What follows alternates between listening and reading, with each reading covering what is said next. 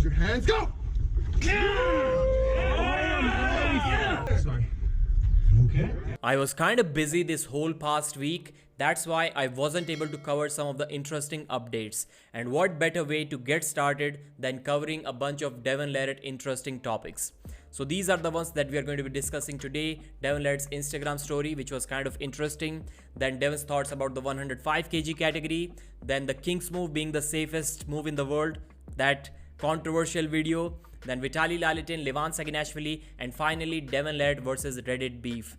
Why is that happening? I'll explain all of that to you guys. The topics will be covered in sequence. This will probably be a 10-minute video. So please sit back and relax. Watch the video. Subscribe to the channel if you have not already. So Devon's Instagram story, which I missed, but apparently Devon said in that video that he was getting pinned by everyone in one of the recent practice pulls. And that is not something usual. That happens only when Devon gets completely exhausted after he has already went through the entire club a couple of times. But right now, it's happening right at the beginning, even when Devon is fresh. And shout out to the fellow Indian YouTuber in arm wrestling, the Arm Wrestling Table Time. I got to know about that update from his channel. Initially, Devon was saying that he's going to retain about 95% strength of his peak shape, which he attained against Levan Saginashvili in their recent match. That seems to be unreasonable as of now. Yes, a lot of that when Devon was getting pinned by Chan Shaw multiple times. He was getting pinned by Dylan on the left arm. These are some things that wouldn't have happened if Devon was still weighing 115 or 120 kilos. So most of these things can be somehow attributed to Devon's 5-day fast, but maybe that's only 20% of the reasoning. That could have happened because Devon was losing muscle mass anyways. Even without that fast, Devon is getting off PEDs. Probably. So that could be another huge reason. This takes us to the second topic. Devon discussing the Oleg Petrenko versus David Dadikian title match. Yes, he gave his thoughts about that match, but he was highly praising the 105 kg weight category.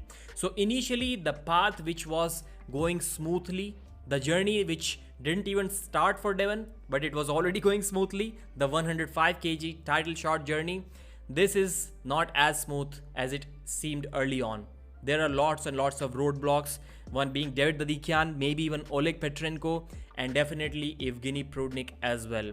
If Prudnik can cause some trouble to Devon in 115 kg category, I think he is going to lose much less than Devon when they drop down to 105 kilos, because Prudnik was kind of forcing himself to bulk over 110 kilos anyways. He walks around that 105 kg weight right now. So does Devon, but I'm not sure if Devon's arm power is going to be there. All he will have against Prudnik is his pronation. And can his arm go down like that?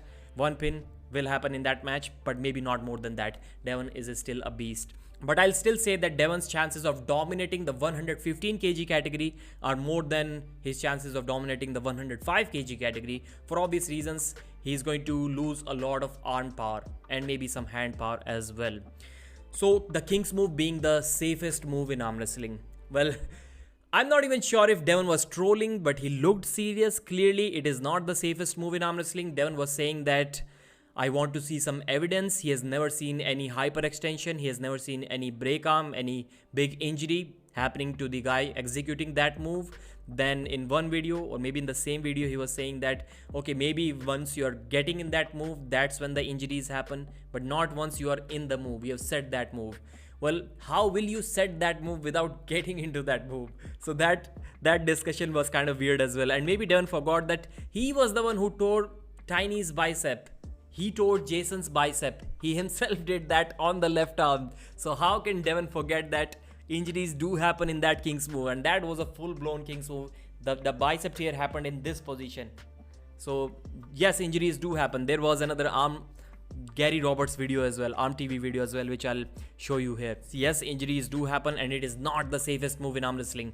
Devon's argument was it should not happen. Initially, I was thinking that Devon is just joking when he said that maybe something different could have happened if the shoulder below the table in a King's move in a defensive position was allowed. But no, Devon is serious about that and he genuinely wants that rule to be changed. His reasoning is that, well, it is only to ensure your safety. It's a dangerous position warning and then it turned into a foul. But how much effort does it take for the WAF guys and for guys like Engin Terzi to write down in the rules of East versus West that now it is not a foul because of being in the dangerous position? Now it's a foul because it's unfair advantage gained. There you have it. That's the rule change that Devon is asking for. So Levan again, actually, there was a super chat in one of the recent Devon live streams where somebody asked, will you go against Levan for the third time? And Jody was shouting no, as you have already seen in the video. So that was interesting. I've already mentioned that there is only one way how Devon can become the #1 guy in the world. Before we discuss that, should he face Levan? Well, if he stayed on the super heavyweight path and he beat everyone once again, maybe he beat Vitaly Laletin, Artem Morozov and Hermes Gasparini one more time, in that case he could have deserved a shot against Levan. I know many people were saying that Devon will never get a shot against Levan ever again since he tore his bicep and Levan is clearly the stronger guy. The second match happened, so I'm not completely counting out the possibilities of a third match, but it's still like 99.9% not going to happen because Devon's chances as of now, even to return to the super heavyweight division, are pretty slim. He does not have any intention to do that. Are you going to climb the weight ladder one more time? Not in the foreseeable future. You never know. The promoters would want the Gennady match, the Vitaly match, the Morozov match, the Hermes rematch, because these are big money-making matches. So they will try tooth and nail. They will try everything to convince Devon to gain weight once again. But I'm not sure if Devon would want to do that another time. So the way Devon can become #1 is if somehow very quickly Hermes Gasparini defeats Levan and then Devon bulks up for 3 months and defeats Hermes once again. But that is going to be extremely difficult. Hermes is not the same Hermes which got beat by Devon handedly 1 year ago. Devon is kind of on a decline right now because of weight loss and Hermes is going up. So that match can be really close. Vitaly Laletin. Devon predicted Vitaly Laletin to defeat Artem Morozov and I do not agree with this at all. But before that, Devon praised Vitaly a lot. He said that while he was ice road trucking thousands of miles, he was already one of the top guys. And right now, he's not doing that. That's why he has gotten even better. He has filled up his frame more, which he can do even further. And for sure, even from this point, Vitaly has a lot of potential to get even stronger, to get even better. He said that Vitaly will lose to Morozov. Well, I disagree with that because Vitaly low hand top rolls on the right. He does traditional top roll on the left, which can be hooked. We have seen Dadikian almost do that in practice polls. But hooking that low hand pistol grip top roll is almost impossible. So Morozov cannot hook that.